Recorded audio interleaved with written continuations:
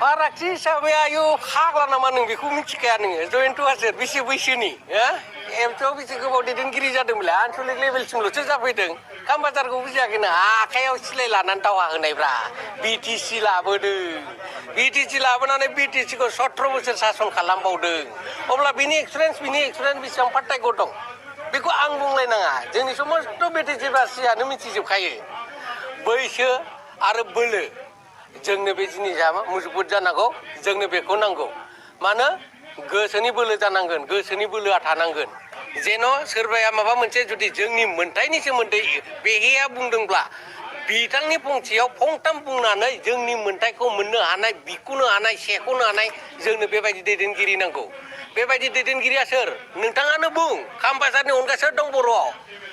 आंनि सायाव सासे दंबावो खामबाजारनि सेकेन्डआवहाय बिथाङाबो बैसो बेरा बायदि बोलो दं गान्दा बायदि रबिराम नार्जारि सार नाथाय मा खालामनो जा बिटिसिनि थाखायबो नांगौ बिथांखौ जों मन्त्रि खालामनांगोन जोंनि बे एसेम्बलि हिसाबै एसेम्बलियाव जाहा गोनां जागोन बेनिखायनो जोङो नाय हनाय सिन्था खालामनानै रानलायनानै खामबाजारनि बोलोखौ जोङो गोजौआवहाय एकदम टेलेन्टेड हिसाबै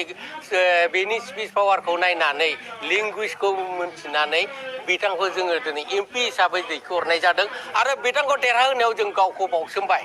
सोरबाया जुदि जाथि सिबिनायाव सुथुरजों नांनो लाबोनाय आद्रा बेसादफोर दङब्ला बे बेसादजों जोंखौ होयोबा हो खिन्थु बिपिएफ नामाव होनांगोन एक्स एनडिपि हिसाबै होनो नाङा आं बे खोथाखौ सिदा बुंबाय बिटिसिखौ जों जेरैबाबो हमथागोन आरो गभर्नमेन्टआव जों लाबोफिनगोन बिटिसिनि पावारखौ मोनफुंनो हानाय बेनिखायनो बुङो जेरै जों बावसोमदों जेरै जों गावखौ दान होदों मोनसे समाव जों दावहारु जानानै दावहारुनि समाव जोङो इनिमिनो गावखौ बावसोमनानैब्लाबो दिनै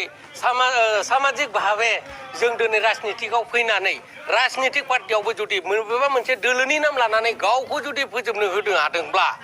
जोंनि बे जनसाधारनफोरखौ आं बुङो जातिफोरखौ बुङो जनजातिफोरखौबो साफ्रोमबो मोजाङै मोजां सिन्था खालामनांगोन आरो जों जेरैबाबो गावनि मर्यादा बायदि थांनानै थानो हानाय बायदि जातिखौ कालचार हिसाबै फोथांनो हानाय बायदि जाहाथे बर' राव राभा राव एसामिस हिसाबै जों सोलिनो नाङै बायदि जोङो गाव गावनि हारि गाव गावनि भाषा गाव गावनि धोरोम गाव गावनि कालचारजों थांनानै थानो हानाय बायदि बे नैबे लकसभा इलेक्सनखौ जेरैबाबो देरहासार खालामनांगोन आरो जोंनि बिटिसिनि बायहेरायाव थाहैनाय जेसेबांनाखि आदार स्टेटआव थाया मानो लेबार जानानै थानाय सोरबाया बिजनेस मावनानै थानाय सोरबाया सार्भिस हल्डार हिसाबै दंहैयो पुलिसानो जा आर्मियानो जा बबेबा मोनसे पेरामिलिटारियावनो था बबेबा मोनसे डिपार्टमेन्टआवनो था जायखि सिभिल सार्भिस होआ बिथांमोना सिन्था खालामनांगोन जातिखौ अननांगोन बिटिसिखौ बासायनानै लानांगोन खारन बिथांमोना बबेबा कम्पानियाव थादोंबाबो दिनैहाय बिथांमोना सुटि लानानै फैयोबा बे बिटिसियावनो उन्दुफैखायो आरो सोरबाया सार्भिस मावदोंब्लाबो बिथाङा रिटायार जायोबाबो नैबे बिटिसियावनो थाफैखानांगोन आरो बिटिसिनि हायावनो दिनै बिथाङा जुदि जिउ खुंनानै बिटिसियावनो जुदि बिजनेस पारपसाव जुदि इन्टारेस्ट लाफैखागोनब्ला अब्ला बिटिसिखौ फोथांनानै लाखिनांगौनि दायथ'आ जों बयहाबो सुबुं माहारि हिसाबै दं होननानै आं सानो बेनिखायनो आं साफ्रोमखौबो गुरैयै खावलायहरो पस्टेल भट मोनग्राफ्रा पस्टेल भटखौ जोंनि बिपिएफ दोलोनि जिहेथु नांगालनि सावगारि दं बे सावगारियाव जेरैबाबो होनांगौ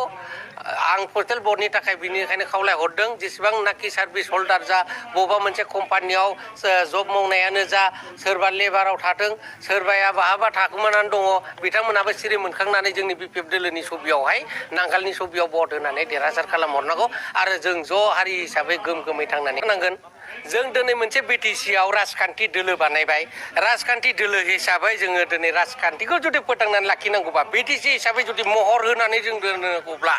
जों माबायदि जानांगोन जोङो जत' बे बिटिसियाव जेसेबांनाखि हारि हारिसा जाति जनगोष्ठीफ्रा गाव गावनि राव गाव गावनि भाषा गाव गावनि कालचारजों थांनानै थानो हानाय बायदि मोन्थायखौ जों मोननांगोन बिथांमोना गावसोरल' बुंदों सान्ति सान्ति खिन्थु सिनायदो सान्ति दङबा सासे गभर्नमेन्टआव थाखानाय दिनै सासे भटारा दिनैनि तारिखाव दिनैनि बे प्रग्रामाव माबोरै जयनिं लाफैखो नोंथांमोना सिन्था खालामदो आं सोर आं सासे हंग्रामि आंबो दिनै थाखाखौ सिन्था खालामनानै आंबो इउपिपिएलनि खुंथायगोआव थाहैगौमोन आं बिथांमोनजोंनो सोमोन्दो लानानै आं खामानि मावगौमोन आं गावनि धोन सम्पति आरजिनो आङो नाजागौमोन खारन आंखौ सिनायो सोर दं आंथ' सासे अंग्रामि आरो आं जे पार्टियाव थादों आङो मालाबाबो सा साज्राङै मावबोआखै आङो एकदम हाबसन टाननानै एकदम गोसो गोरबो देहा सोलेर होसोमनानै आं मावबोनाय आंनि बाय'डाटाखौ नोंथांमोना सोंनानै नाय आंनि लकेलिटि जेसेबांनाखि इउपिपिएलआवनो जा बिपिएफआनो जा सोरबा बिजेपिआनो जा सोरबा कंग्रेसआवनो सोरबा लोब्बा थानाय थानो हागौ नोंथांमोननि सिनाकिनाव सोंनानै नाय जे खान्दानि एक्टिभिटिस बा बाय'डाटाया मा रोखोम सोंनानै नाय गासिबो खोन्था रोंगोन आं माबायदि मावबोदों माबायदि सार्भिस होदों जाथि सिबिनायनि बेलायाव मानो पल बिथांमोना गामि गामि थांनानै एवारनेस प्रग्रामखौनो लानो हाला जयनिंखौथ' दोन साथाम थांगोन 10 जनथ' फैगासिनो दङ 10 जन थांदों 1000 जोंनाव फैगासिनो दङ जोंसो जयन होनो हायाखै खारन जोंहा एसे टेकनिकेल प्रब्लेम मानो होनोबा जोंहा गभर्नमेन्टआ गैया बिनि थाखाय जयन लानानै जों मा दोनो गतिके सावरायलायनायनि गेजेरजोंनो गामि गामि जे बिदि खालामनांगोन जे